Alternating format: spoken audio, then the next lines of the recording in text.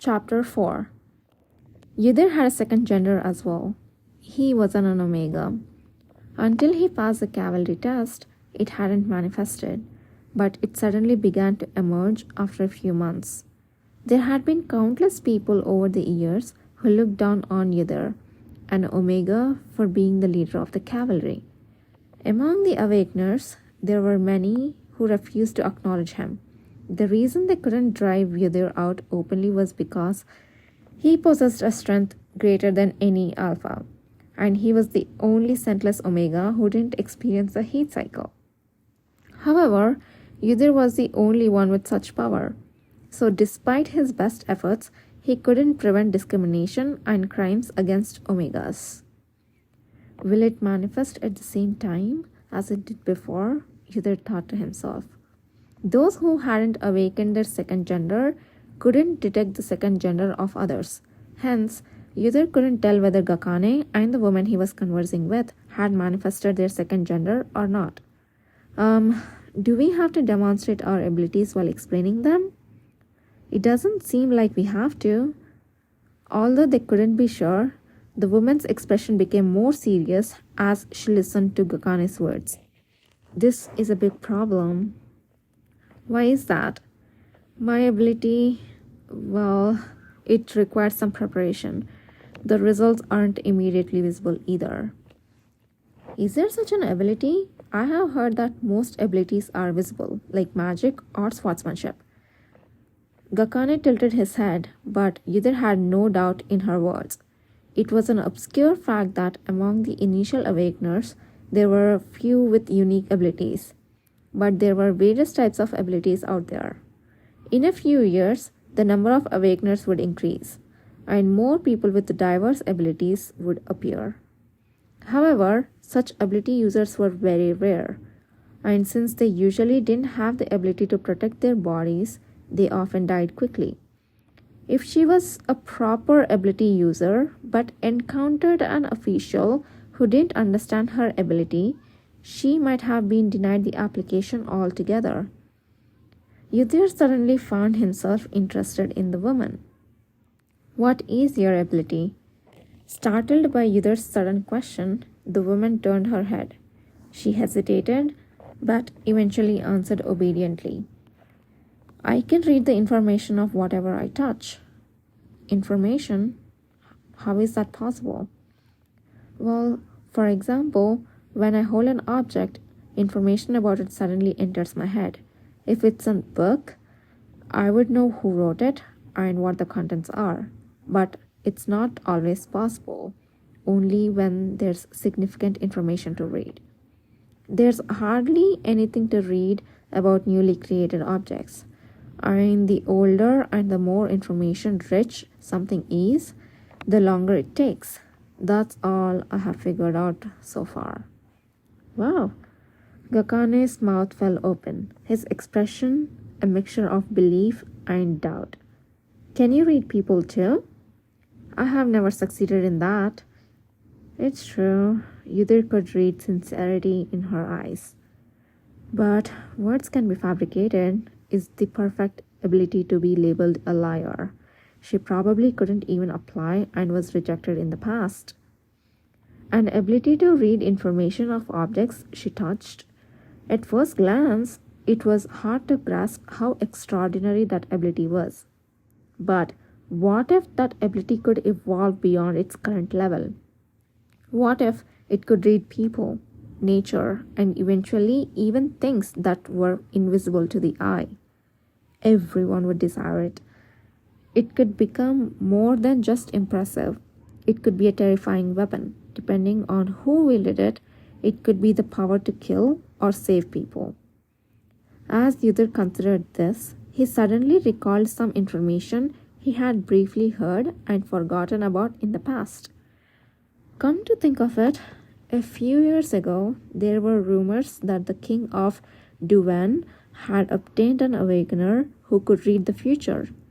Duvan was a vassal state of the Or Empire, sharing a western border with it. Because of the king's claims of having an awakener who could read the future, Yudhir, who had been anxious about the increasingly darkening world situation, had sent a member of his cavalry to investigate. However, the only information the returned member reported was that the awakener who could read the future had died, entangled in Devon's political strife, and that the awakener's origin was the Aur Empire. At that time, Yudhir had thought that if there really was an awakener who could read the future, they wouldn't have died so meaninglessly, and he had dismissed the information as false and forgotten about it. But if there was someone like the woman in front of him who could read an object's information, perhaps there had really been such a person. Perhaps she could only read the past at the moment, but if her ability developed, it might even become possible for her to read the future. Yudhir needed information. He needed far more information than what his past life knew. To do that, it was necessary for people with abilities like the woman in front of him to join the cavalry. Yudhir glanced at how many people were left in the line. There were still about 7. That was enough time. As he rummaged through his pocket, he found something familiar. When Yudhir pulled out an old bracelet from his pocket, both the woman and Gakane looked at him in surprise. "Why that?" "Read this."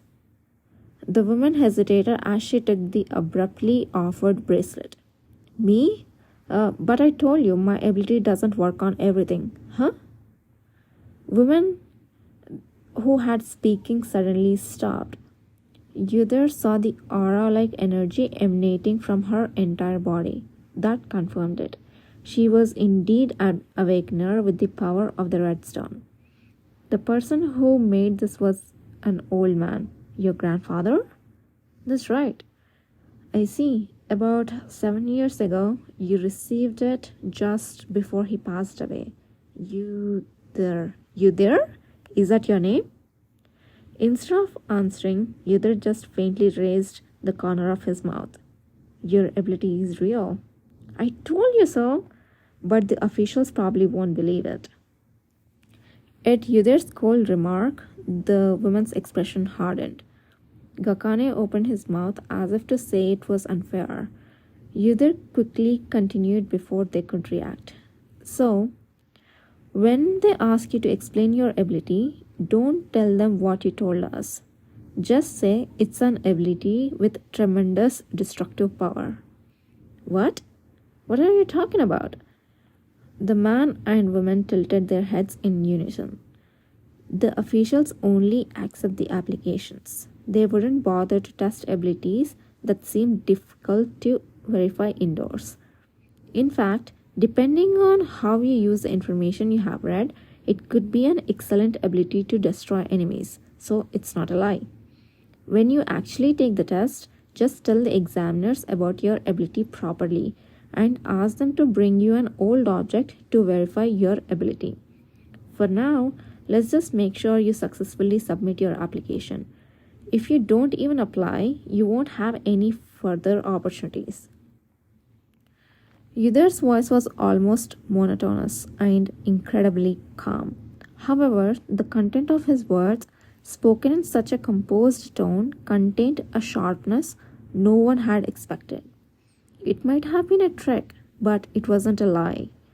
Gakane and the girl both felt a similar sense of wonder at Yudhir, who seemed to know the test process very well, but soon amazement took over.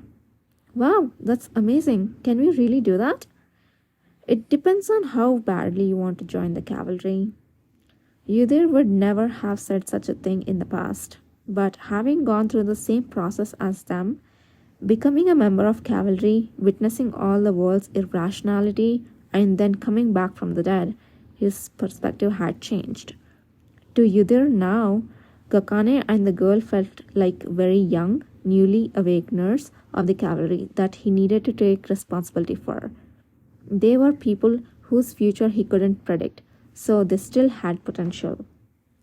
His kindness was born out of necessity, but on the other hand, he felt a bit bitter that he hadn't completely escaped the mindset of a cavalry commander.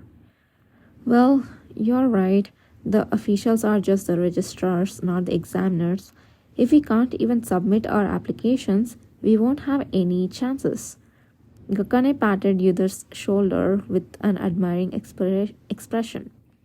The girl appeared lost in thought for a moment before nodding her head as if making up her mind. I'll do that. Thank you for the advice. I didn't introduce myself either. My name is Kanna. As you read earlier, this guy is Yudhar and I'm Gakane Boulevard. I hope we all successfully apply and get accepted into the cavalry and meet again. At Gakane's words, Kanna smiled, her face visibly more relaxed. That would be nice, even if it's just talk. Next, please come in. A voice called Kana's turn. Suddenly, there was no one else in front of them. Kana took a deep breath, waved her hand in farewell, and entered. The entrance and exit was designed separately, so they couldn't know if they would see her again. If she succeeded in applying, they might meet her in the test hall or the cavalry if she was lucky. If not, they wouldn't see her again. Yudhar, are you nervous? Gakane asked Yudhar, who was thinking about a better way to stay in touch with Kana later, with a strange expression on his face.